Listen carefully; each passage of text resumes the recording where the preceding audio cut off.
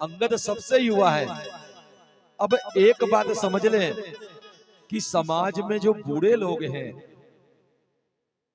ये लोग शरीर के श्रम से तो थक चुके हैं। इनको अगर हम लंगड़ा मान ले तो इनके पास आंखें हैं, और जो समाज का युवा है उसको हम अंधा मान ले, उसके पास ताकत तो है लेकिन किधर जाना ये भाव नहीं है। युवा हवा के समान होता है और हवा किधर भी चल देती है। अगर वृद्ध लोगों का और युवाओं का संपर्क अगर मजबूत हो जाए तो ये समाज को नया दिशा मिल सकती है। जामवंत आज युवाओं को जगाने जा रहे हैं। हमारे समाज में यदि हम देखें, ये कथा विशेष रूप से युवाओं के लिए ही है। हनुमान जी की जो कथा है ना, युवाओं के लिए है। क्यों? क्योंकि जब युवाओं को मार्गदर्शन नहीं मिलता तो वो वायु की तरह यहाँ वहां जाया करते हैं। और आज के समय युवाओं को तो मार्गदर्शन देने के लिए गूगल काका है और मोबाइल है और नए नए प्रकार की चीजें इनको बताया करते हैं। ये जो युवा है ना, ये युवा मित्रता में एक दूसरे के संपर्क में आते हैं। अभी मित्रों के बारे में बताया था कि जो मित्र आपको व्यसन की तरफ ले जाएं, वो मित्र पूर्व जन्म के शत्रु हैं। तो आजकल का युवा ऐसे ही मित्रों को समझता है। और एक बात है, आजकल का युवा दुर्योधन से छला जाता है। दुर्योधन का मतलब समझते ना, जो धन का दुरुपयोग करते हैं। युवा समाज की संपत्ति है, धन है, और उस धन का दुरुपयोग करने वाले कौन है? वो लोग जो इन युवाओं को बरगला करके अपने साथ ले लेते हैं। कैसे साथ ले लेते हैं? आप देखें कि युवाओं को एकत्रित करने के लिए क्या किया जाता है, उनकी शक्ति का दोहन करने के लिए क्या किया जाता है। अगर हम ध्यान से देखेंगे तो छोटी मोटी उनको सहयोग दी जाती है। कहीं उनकी गाड़ी किसी ने, पुलिस ने पकड़ ली तो फोन लगा के छुड़ा दी। लेकिन क्या हुआ?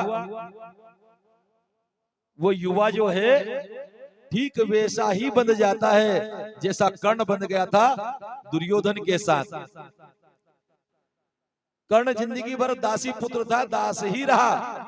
वो भले ही राजा बन गया हो, लेकिन दुर्योधन का तो दासी बन के रहा। उस शब्द में उसने मित्रता देखी, लेकिन कर्ण का ये भी कभी विवेक नहीं लगाया कर्ण ने कि मैं दुर्योधन को सही मार्ग पे ले आऊं। मित्र का कार्य तो यह होता है कि अपने मित्र को सही मार्ग पे लाना, लेकिन कर्ण ने दुर्योधन को कभी सही मार्ग पे नहीं लाया और दुर्योधन ने कर्ण का पूरा उपयोग किया। आज का युवा कर्ण हो गया है, जो जरा सा सहयोग कर देता है उसका, उसके पीछे आंख बंद करके चल देता है। और जो लोग धर्म के नाम पर भी युवाओं को बरगला देते हैं, आप जरा विचार करें कि जब हमारे समाज में यात्राएं निकाली जाती है तो युवाओं को यह नहीं बताया जाता कि धर्म क्या है, जब क्या है, तब क्या है और धर्म ग्रंथों को कैसे पढ़ा जाए।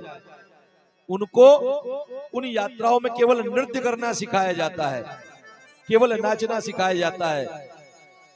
आपने विधर्मी के कितने युवाओं को नाचते देख लिया रोड पे? केवल एक सनातन धर्म के मानने वाले युवा हैं जो केवल नाचते हैं, केवल नृत्य करते हैं। वे कभी धर्म की बात अगर करेंगे तो ज्यादा से ज्यादा चिल्ला करके राम का नाम ले देंगे, लेकिन उनसे हनुमान चालीसा का पाठ केवल मस्जिद के सामने होता है। वो धर्म को नहीं जानते। और ना ही वे जब चलते हैं तो बड़ी बड़ी कावड़ यात्राओं में आप जाकर के देख लें कि सारे नेता, सारे जिन लोगों को अपना बल दिखाना है, वही लोग उस कार्य में आगे हो जाते हैं। और युवा हर साल जब जाता है तो ये मान के चलो कि जो नए लड़के जाते हैं उसमें से भी 10-20% लड़के कुछ ना कुछ पीना खाना सीख कर आ जाते हैं। माता पिता के पाले पोसे 17-18 साल के बच्चे व्यसन की तरफ लगा दिए जाते हैं। तो ऐसे युवा जो समाज की संपत्ति है, लेकिन दुर्योधन जैसे लोग उनका उपयोग कर लेते हैं। क्यों? क्योंकि समाज के बूढ़े लोग जो हैं, समाज के जो जामवंत हैं, उन युवाओं की तरफ ध्यान नहीं देते। अगर समाज के जामवंत उन युवाओं की तरफ ध्यान दे तो उनको सही मार्गदर्शन मिल जाए। इसमें युवाओं की गलती नहीं है, युवा तो हवा का झोंका है, कहीं भी जाएगा। गलती किसकी है? गलती है वृद्धों की, गलती है बड़ों की, जो उन युवाओं को मार्गदर्शन नहीं देता। आज हनुमान जी को मार्गदर्शन देने के लिए जामवंत आ गए हैं और क्या कहते हैं? 3 भाव देखते हैं हनुमान जी के, कि हनुमान जी देह के भाव में है, कि गेह के भाव में है, कि प्रभु के नेह के भाव में है। देह का भाव क्या?